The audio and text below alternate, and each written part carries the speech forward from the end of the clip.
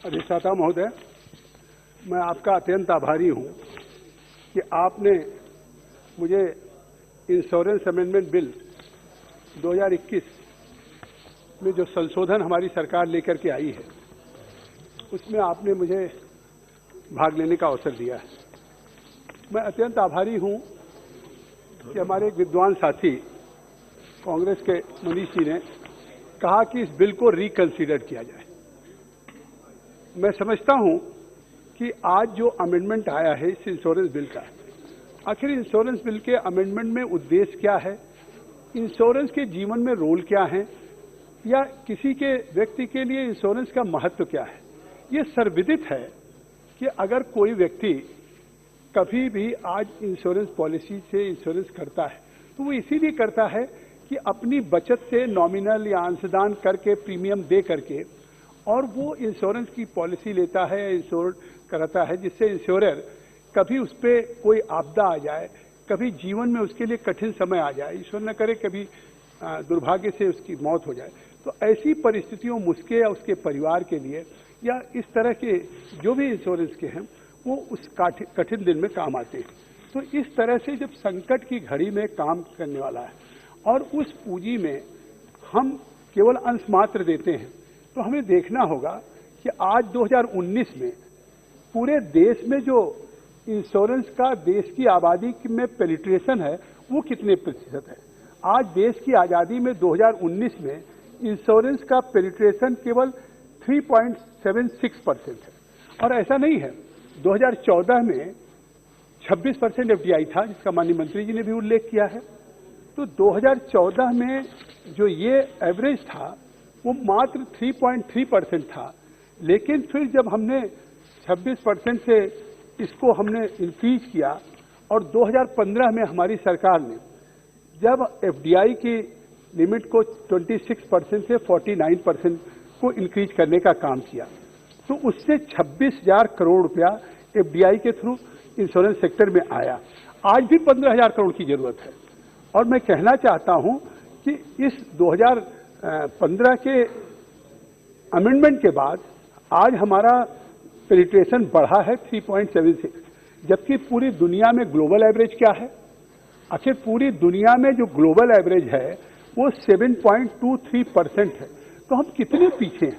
हम एक तरफ यहाँ भारत के लोगों की सुरक्षा देने की बात करें, भारत के लोगों को दुनिया की प्रतिस्पर्धा में अपने को एक उस तरह से निवेश में, तो मुझे लगता है कि आज इसकी इसलिए भी जरूरत है कि मैं ध्यान दिलाना चाहूंगा सदन को, आदरणीय मनीष तिवारी जी को, कि आखिर 2014 में एक सेलेक्ट कमेटी राज्यसभा की बनी थी, जिसमें आपकी कमेटी थी, आपके सदस्य थे, सब लोग थे, और उस सेलेक्ट कमेटी ने राज्यसभा के 2014 में जो रिकमेंडेशंस किया, उसने कहा कि हमें आज इस इंश्योरेंस में एडिशनल कैपिटल की बहुत जरूरत है और ये देश के ग्रोथ के लिए जरूरत है। तो need for additional capital for the growth, enhanced foreign investment will increase insurance cover and will help transfers of technical know-how and will help in innovation in the industry। तो ये अपने सेलेक्ट कमेटी की, आज हम किसी bill की बात करते हैं तो स्टैंडिंग कमेटी भेजने की बात करते हैं, सेलेक्ट कमेटी भेजने, और जब सेलेक्ट कमेटी या स्टैंडिंग कमेटी से बिल पास होकर के आता है तो निश्चित तौर से वो सदन फिर उनको अडॉप्ट करता है उस चीजों को। तो आज 2000 के पहले जब कोई एफडीआई नहीं था, आज कहते हैं कि ये फॉरेन इन्वेस्टमेंट आएगा, तो निश्चित तौर से इसमें सुरक्षा क्या। मैं तो माननीय मंत्री जी को धन्यवाद दूंगा, अपनी सरकार को, कि आज इसके सेफ गार्ड्स भी इन्होंने सुनिश्चित किया है कि अगर हम 49 से 74% की हम एफडीआई के लिए हम इस बिल को अमेंड कर रहे हैं, तो उससे हर भारत के लोगों के लिए हम सेफ गार्ड भी देंगे कि जो कंपनी इन्वेस्ट करेगी उसमें majority of the directors on the board of insurer and की management person should be resident Indians. तो निश्चित तौर से ये तो भारत के हित में है, इस देश के आने वाली जो एक सक्सेस या ग्रोथ स्टोरी है उसके हित में है, देश के लोगों के निवेश को निश्चित तौर से सिक्योर करने वाला ये अमेंडमेंट बिल है, या देश के लोगों के हितों की रक्षा करने वाला बिल है। क्योंकि जो भी फॉरेन इन्वेस्टमेंट आएगा, उस फॉरेन इन्वेस्टमेंट में उस कंपनी के जो हमारे मेजॉरिटी डायरेक्टर्स होंगे उस बोर्ड पे, वो इंडियंस होंगे, जो उसके अधिकारी या chief management officers and all these things, ये भी की management person should B also resident Indians. तो मुझे लगता है कि निश्चित तौर से एक सेफ गार्ड है। और माननीय मंत्री जी, मैं आपको बधाई दूंगा कि आप जो भी एफडीआई के लिए आपने अमेंडमेंट किया है, लेकिन उससे ज्यादा भारत के हितों की रक्षा के लिए आपने एक सेफ गार्ड भी उसमें लगाया। मैं आपसे कहना चाहता हूं, आपके माध्यम से अधिष्ठाता महोदय, कि इसमें at least 50% of the directors of insurance should be independent directors also. तो ये निश्चित तौर से ये नहीं कि कंपनी के 50% कंपनी के डायरेक्टर इंडिपेंडेंट डायरेक्टर्स होंगे। जब किसी भी बोर्ड में इंडिपेंडेंट डायरेक्टर्स होता है या किसी कंपनी में, तो वो इंडिपेंडेंट डायरेक्टर्स हितधारकों की रक्षा करता है। वो हमारे जो निवेश आएगा, जो हमारे इंश्योरेंस होगी, उनके हितों की रक्षा करने वाला होगा। और तीसरी बात कि insurance will have to retain to be determined percentage of profits as a general reserve. मतलब ये भी सुनिश्चित किया है कि जो कंपनी का प्रॉफिट होगा, उस कंपनी के प्रॉफिट में जो जनरल रिजर्व होगा उसको रखेंगे, जिससे कि कंपनी की सेफ्टी को बढ़ाएगा, कंपनी के निश्चित तौर से उसकी क्रेडिबिलिटी को और कंपनी की एसेट्स को, इन चीजों को बढ़ाएगा। और मैं कहना चाहूंगा आदरणीय मनीष तिवारी जी से कि जो हमने सेक्शन 27 में एक्ट को जो मैंडेट्स है, तो 27 में भी जो अमेंडमेंट है उसमें एक सुनिश्चित किया है कि section 27 of the act mandates maintaining assets in India so that companies can meet their insurance claims. मतलब हम निश्चित तौर से इस सेक्शन 27 को अमेंड करके उनको भारत में उनको एसेट्स मेंटेन करना पड़ेगा। बाहर का निवेश होगा, फॉरेन इन्वेस्टमेंट होगा, लेकिन हमारे लोगों के क्लेम की सुरक्षा हो, क्लेम की गारंटी हो, या हमारे जो हितधारक हैं या हमारे स्टेक होल्डर्स हैं उनके निवेश की या उनके इंश्योरेंस की सुरक्षा हो, उसके लिए जो हमारी एफडीआई करेंगी, उनकी इंश्योरेंस की कंपनियां भारत में एसेट्स मेंटेन करेंगी। आखिर एसेट्स में क्या है? आप क्यों रिकंसीडर करने की बात कर रहे हैं?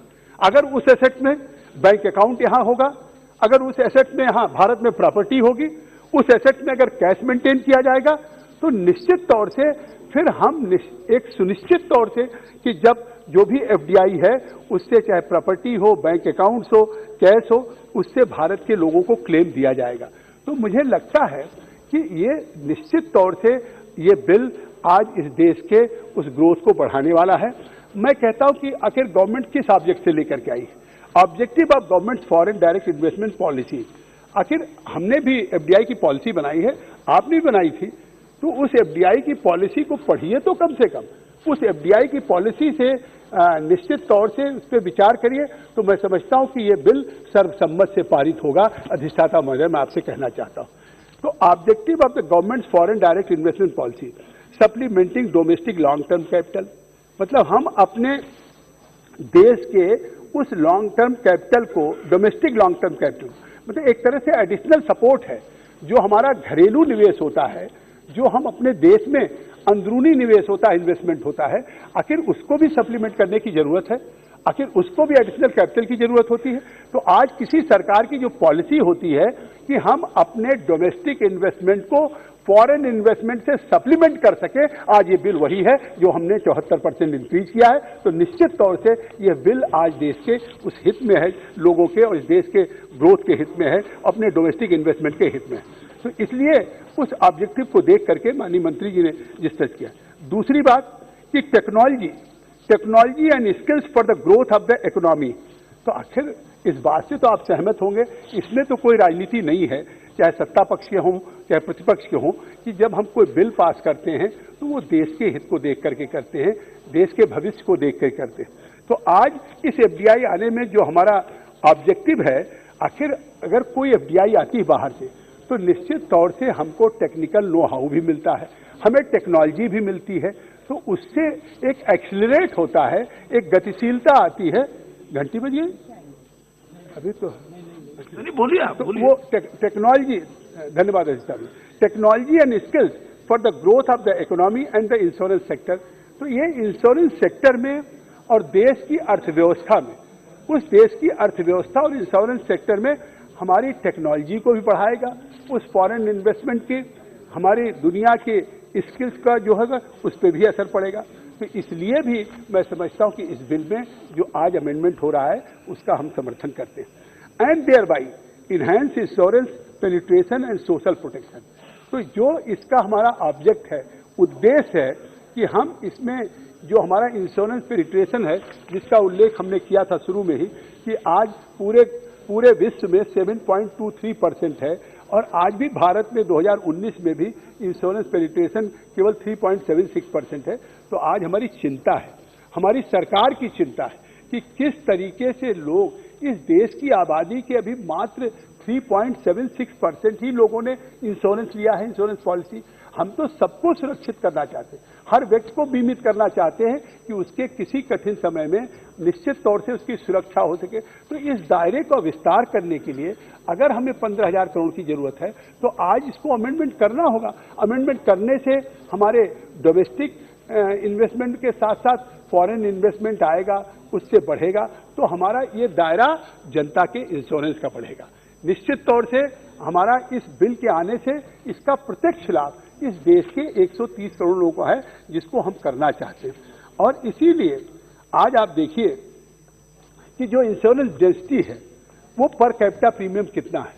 अगर आप विश्व का देखें कि जो आज इंश्योरेंस डेंसिटी है वो $780 आज विश्व में पर कैपिटा जो हमारा है वो पर कैपिटा प्रीमियम कहां पे पूरी दुनिया में $780 का है अधिष्ठाता महोदय। और आज भी हम भारत में 2019 में $78 है पर कैपिटा प्रीमियम और 2015 में मात्र $55 था। तो आज उस हमने जो 2015 में जो हमने अमेंडमेंट किया 49% से, उस 2015 से आज $55 से बढ़कर के 2019 में उसी की देन है जो 2015 में हमारी सरकार ने अमेंडमेंट किया था। आज वो $55 से बढ़कर के लोगों की सुरक्षा $78 2019 में हो गई। लेकिन हम तब भी अगर हम विश्व के सापेक्ष देखें, अगर हम दुनिया की तुलना में देखें तो 1/10 है, तो 1/10 हम हैं। कहाँ $780 वर्ल्ड का पर कैपिटा प्रीमियम है और हम उससे 1/10 ऑफ द वर्ल्ड एवरेज। तो हमको अगर हम विश्व की तुलना कर रहे हैं, हम उस विश्व के सापेक्ष में हम विश्व की तुलना में भारत को अपने इस इंश्योरेंस में देश के जनता के हितों के हितधारकों की सुरक्षा करना चाहते हैं। अधिक से अधिक देश के उन राज्यों को संकट के समय उनको एक सुरक्षित रहें और उस इंश्योरेंस पॉलिसी का लाभ मिले, तो हम इसका विस्तार करना चाहते हैं। तो इसलिए इसका मुख्य उद्देश्य ही है कि need more insurance cover for Indian citizen. इससे भी असहमति हो सकती है। इस बिल का उद्देश्य केवल भारत के अधिक से अधिक लोगों को इंश्योरेंस पॉलिसी के अंदर कवर करने का उद्देश्य है। तो मुझे लगता है कि ये बिल तो सर्वसम्मत से पारित किया जाना चाहिए। अधिष्ठाता महोदय, मेरा अनुरोध है, क्या ये विषय कोई ऐसा नहीं है कि जिसमें कोई सत्ता पक्ष और प्रतिपक्ष का। तो इसलिए मैं आपके माध्यम से कहना चाहूंगा कि आखिर जब हम भारत के अधिक से अधिक लोगों को इसका कवरेज देना चाहते हैं, and this will help reduce cost of insurance which will happen with more participation from private players and foreign direct investment।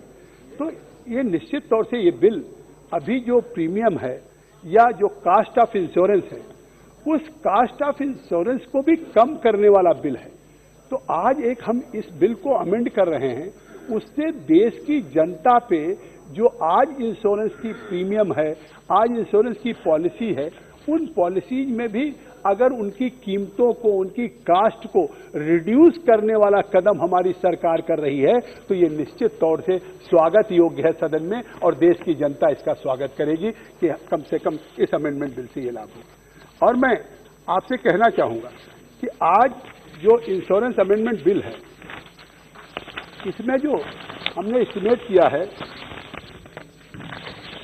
Estimates indicate insurance company might require additional rupees 15,000 crore of capital over the next 3 years, and which could be made easier with the enhancement of the FDI limit।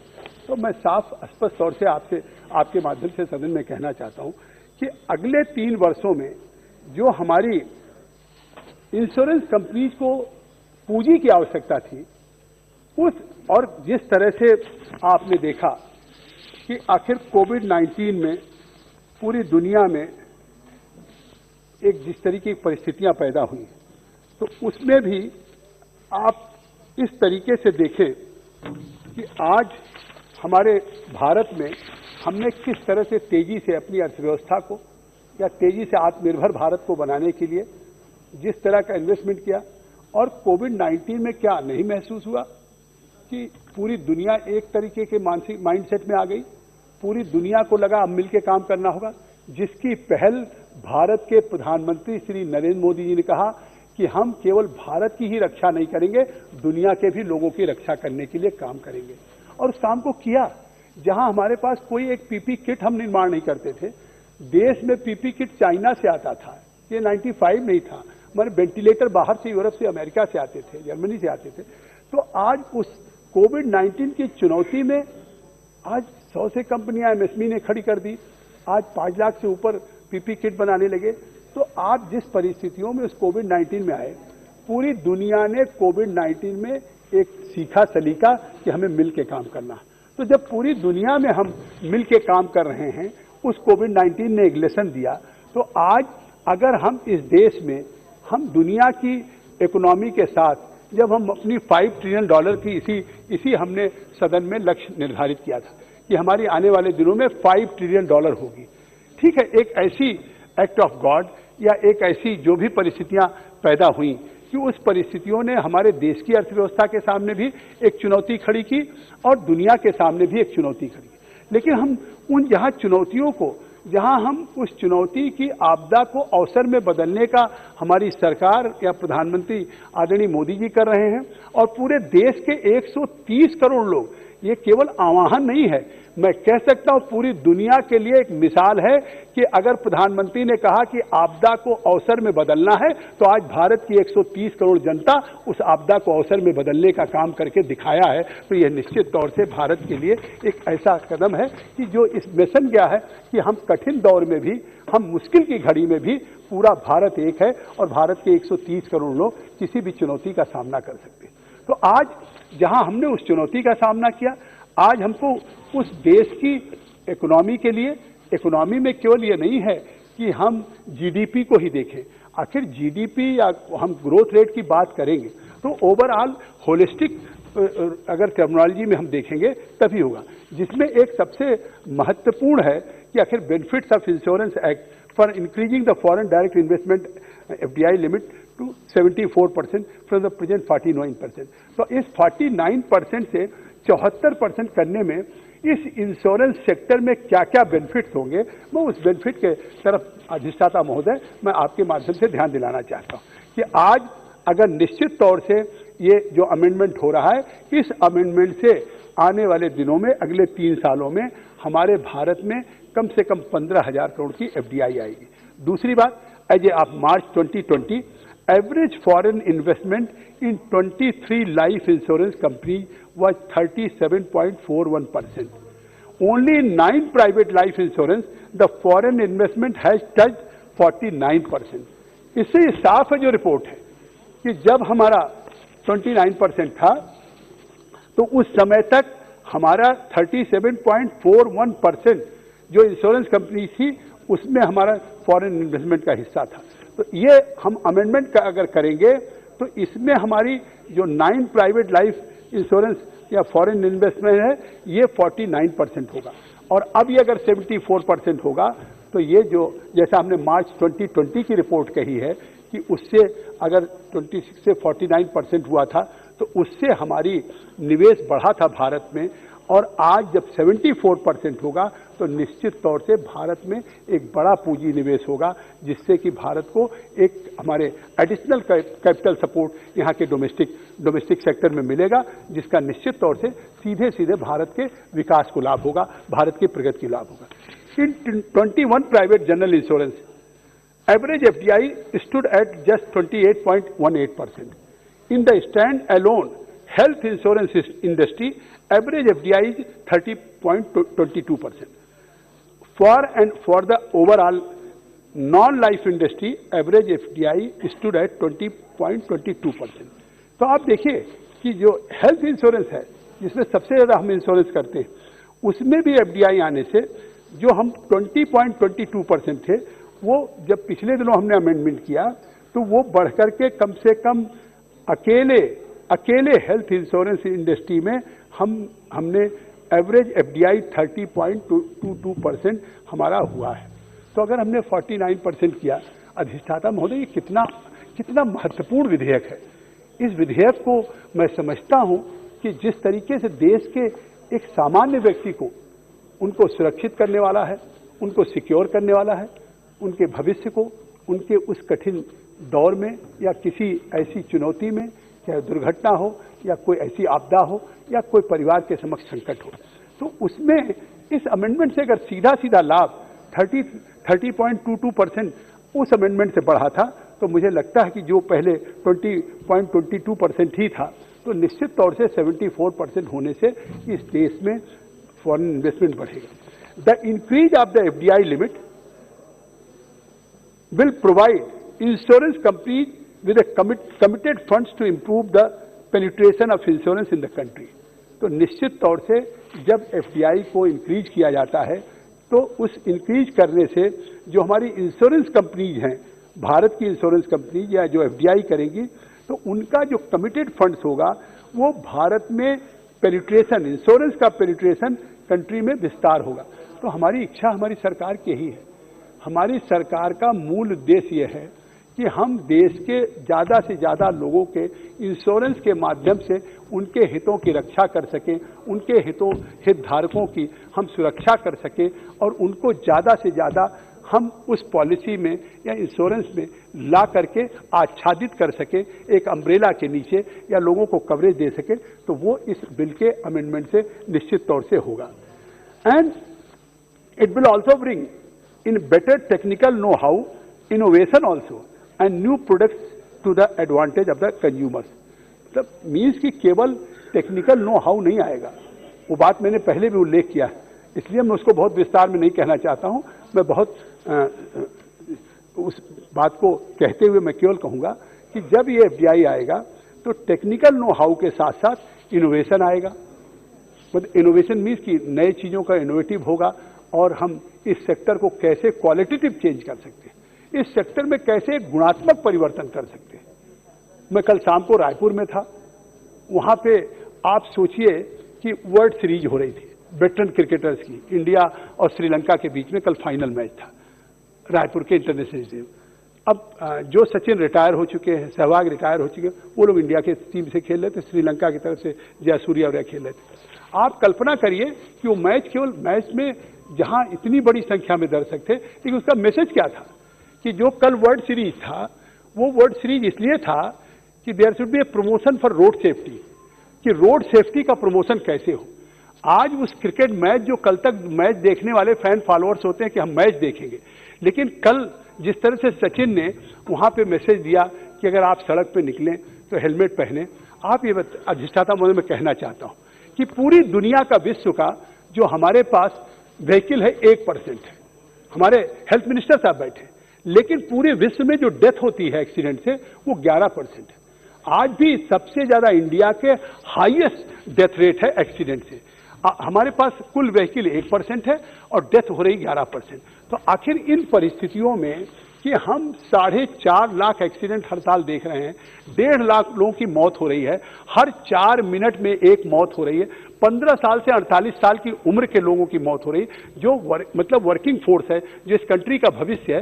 तो मैं कहता हूं कि innovation यही है कि आज उस मैच से पूरे देश को हम मैसेज दे रहे हैं कि रोड सेफ्टी हमारे लिए कितना जरूरी है और रोड सेफ्टी में हम किस तरीके से इस 4.5 लाख के एक्सीडेंट को कम करें। तो हमारा एक तरह से इसमें इनोवेशन भी आएगा, new products to the advantage of the consumer.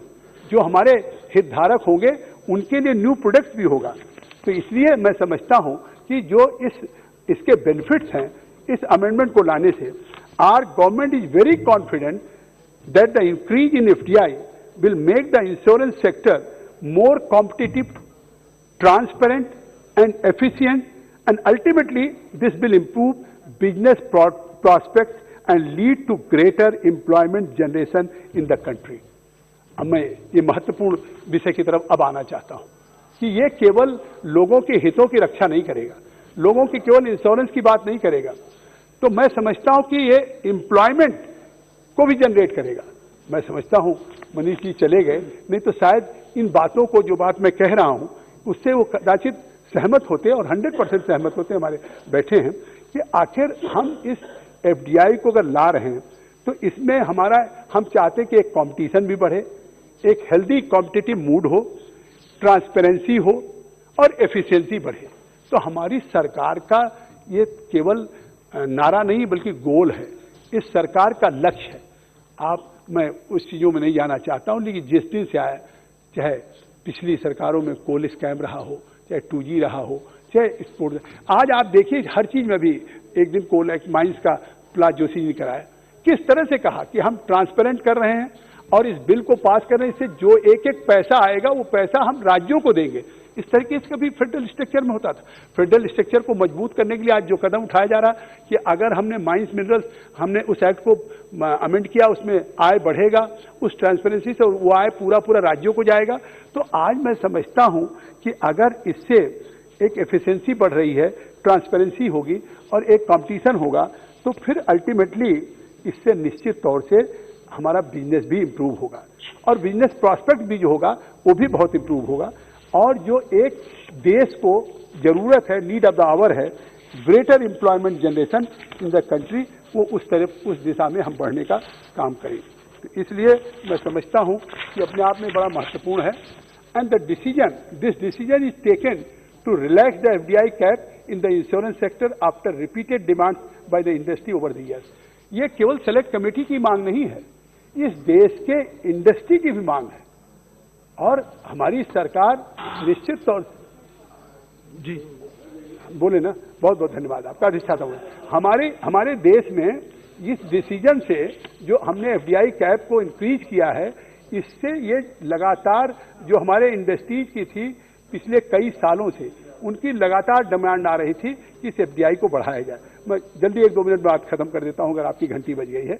Experts have earlier suggested that the move will most likely benefit the small players where currently the Indian partner is not able to bring in more capital to boost growth. In such cases, the foreign partner will have the opportunity to bring in more capital and take control of the companies so that they can compete with the larger players. Even private equity funds could pick significant stakes in such companies. मतलब इससे जो हमारे Indian partners होंगे, जो हमारे छोटे लोग होंगे, स्मॉल प्लेयर्स होंगे, उनको भी इसकी बेनिफिट मिलेगी। तो मुझे लगता है कि शायद जिस तरीके से इस बिल को लाने का जो मकसद है, उद्देश्य है, वो अपने इस देश के एक larger section of the society के लोगों के लिए है। And the large insurance companies are well capitalised and backed by strong Indian partners, जो हमारे एकदम इंडियन पार्टनर्स ही स्ट्रांगली उसके साथ रहेंगे। Mostly banks and large non banking players who would not in all probability set their stake in a business that generates substantial fee income. तो इससे हमारे आय भी बढ़ेगी, इससे लाभ भी होगा। तो मैं समझता हूं कि जो इंश्योरेंस अमेंडमेंट बिल आज माननीय मंत्री जी लेके आई हैं, ये निश्चित तौर से स्वागत योग्य कदम है, देश के 130 करोड़ जनता के हितों में है। इसलिए मैं सबसे अपील करूंगा कि इसको सर्वसम्मत पास करें। धन्यवाद।